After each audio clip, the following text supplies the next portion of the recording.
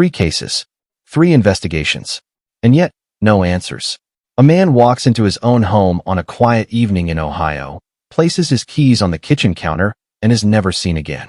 No struggle, no sign of forced entry, just a life that stops mid-sentence, leaving behind a house that still feels lived in, like he might return at any moment. In another state, a woman is officially declared dead after years of searching, her family forced to accept the unthinkable, only for someone to report seeing her alive, standing in a place she had no reason to be, looking exactly the same. And then there's a case where a man confessed in detail to a crime that shocked an entire town, but every word he said raised more questions than answers, as if the truth itself refused to stay in one place. These aren't just unsolved cases. They are stories that resist explanation, cases that investigators revisit again and again, hoping something was missed, something small, something hidden in plain sight. Before we go deeper, let us know in the comments where you're watching from. We'd love to hear from you, and don't forget to hit that subscribe button so you never miss any of our upcoming videos. Because by the end of this, you won't just be thinking about what happened, you'll be asking yourself how any of this could happen at all, and whether the answers were ever really meant to be found. In each of these cases, there were names written down, people questioned, timelines built piece by piece until they almost made sense. Detectives followed routines they had trusted for decades, pulling apart alibis, comparing statements, searching for the one detail that would bring everything into focus. And still, something refused to fit. The man who vanished from his own home in Ohio had no reason to leave, no history of running, no indication that he planned to disappear, yet every trace of him seemed to end at his front door. The woman declared dead had a story that was supposed to be over, her life reduced to a file, a date, a conclusion, until sightings began to surface that forced people to question everything they thought they knew. And the confession, the one that should have closed the case, only made it harder to understand, because the details were too precise in some places and completely impossible in others. So the question becomes unavoidable. Who was really responsible for what happened in these cases? What was being hidden in the gaps between the facts?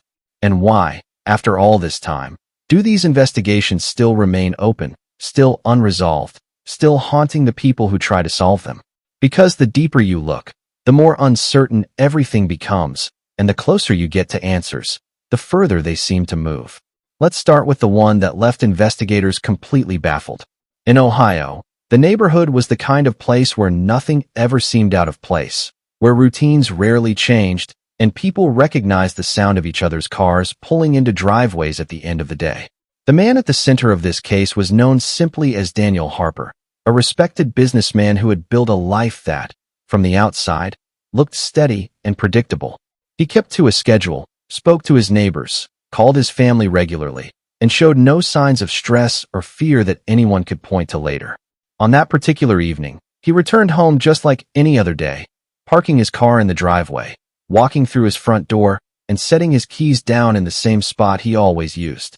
There were no messages left behind, no packed bags, no unusual phone calls, nothing that suggested he was about to step away from his life.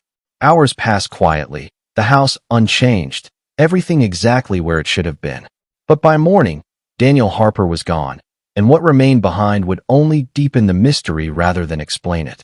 There were no signs that anything had gone wrong inside Daniel Harper's home, nothing that suggested a struggle or even a moment of panic. The front door was found slightly open, just enough to raise concern but not enough to tell a clear story. Inside, everything remained in place. A coffee cup sat untouched on the kitchen counter, as if it had been poured and then forgotten. His keys were exactly where he always left them, and his phone was still inside the house, silent, offering no clues, no last call, no final message. His car remained parked in the driveway, undisturbed, eliminating the possibility that he had simply driven away in the middle of the night. To anyone looking at the scene, it felt incomplete, like a moment interrupted with no explanation.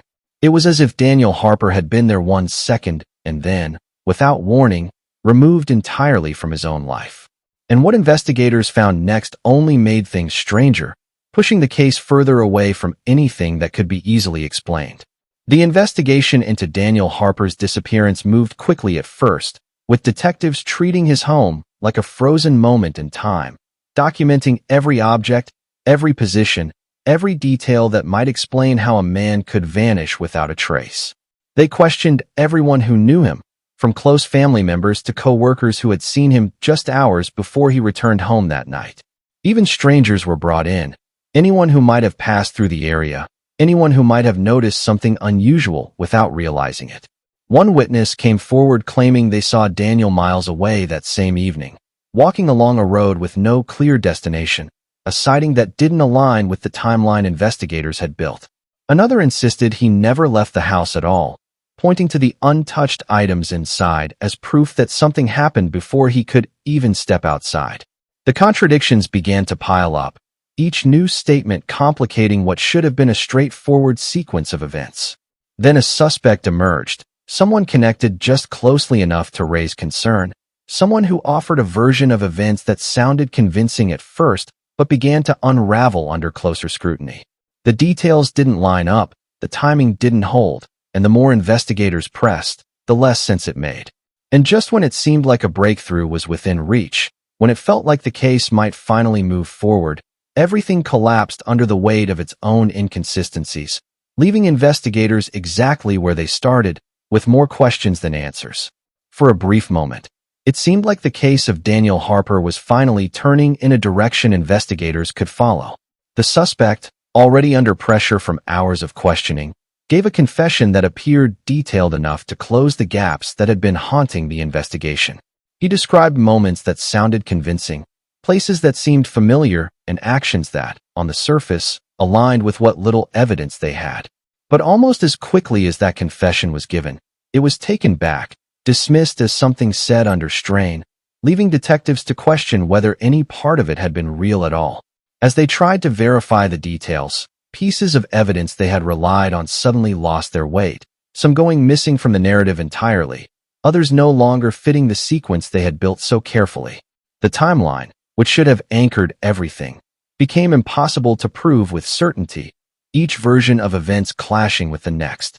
What should have brought clarity only deepened the confusion, turning what felt like progress into another dead end.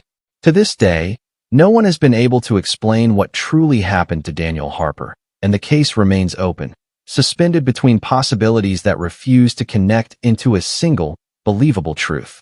And Daniel Harper's case is only one piece of a much larger pattern, one that continues to unsettle investigators and families alike. Because while his story remains frozen in uncertainty, there are others that follow the same disturbing path. The woman who was declared dead, whose life was officially closed and documented, only to be seen again years later in a place she was never supposed to be, forcing those who loved her to question whether they had buried the truth too soon. And the confession, the one that should have ended everything, still lingers without resolution, its contradictions echoing in a case file that refuses to settle. These are stories where certainty slips away the closer you get to it, where every answer seems to open another door instead of closing one. And maybe that is what makes them so difficult to forget, not just the disappearances or the contradictions, but the feeling that something essential is missing, something that was never fully understood. Maybe the scariest part is not what happened in these cases, but the possibility that the truth was never meant to be found, and that some stories will always remain unfinished, no matter how hard we try to make sense of them. So after everything you've heard about Daniel Harper, the woman who was declared dead and later seen again, and the confession that only made the truth harder to understand, the question still remains. What do you think really happened in these cases, and which part of these stories feels the most difficult to explain? Share your thoughts below, because sometimes the smallest detail can change how everything is seen. And if this case unsettled you, the next one will stay with you even longer. Subscribe for more.